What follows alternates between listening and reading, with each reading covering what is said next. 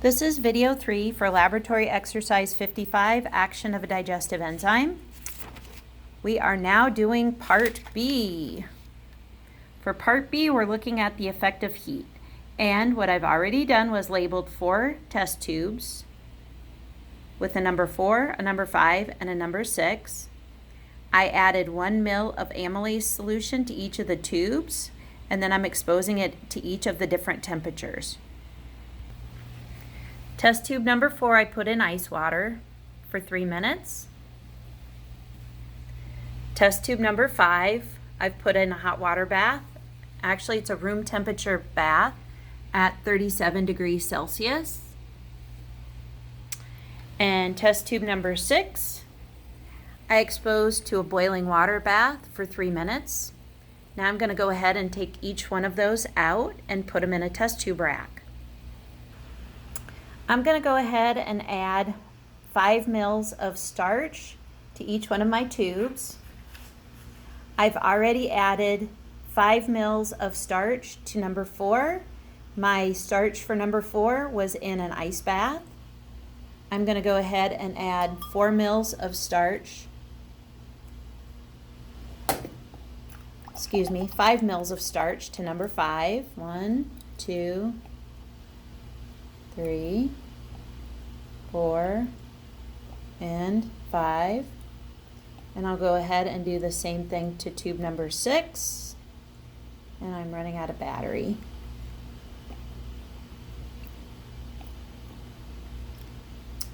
And I will pause the video.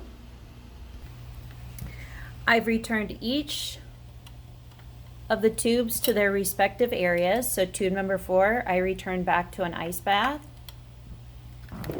Tube number 5, I returned back to my 37-degree hot water bath. And tube number 6, I added back to my boiling water bath. I had to add some water to that so that, because it was boiling away. So it's a little bit cooler. Right now I'm at about 88 degrees, but that's okay. So we'll let that sit for a little bit longer than we would otherwise. So we removed our test tube number 4. Remember, test tube number 4 was in our ice bath. And so what it contained was amylase plus starch. And now we're going to test it for the presence of starch by using iodine. So I put a drop of iodine in it. So that's our ice water. Okay, the next one, number 5. This one was in our 37-degree water bath.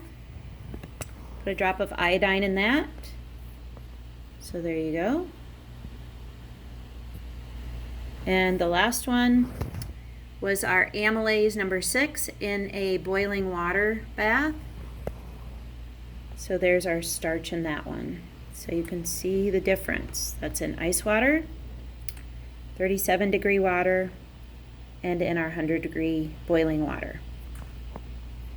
Now we're going to take a ml of each of our solutions, the one that came from the ice bath, the one that came from the 37-degree body temperature bath, and the one that came from our boiling water bath. And what we're going to do is we're going to test for the presence of glucose, or test for the presence of our carbohydrate disaccharide by using our Benedict solution.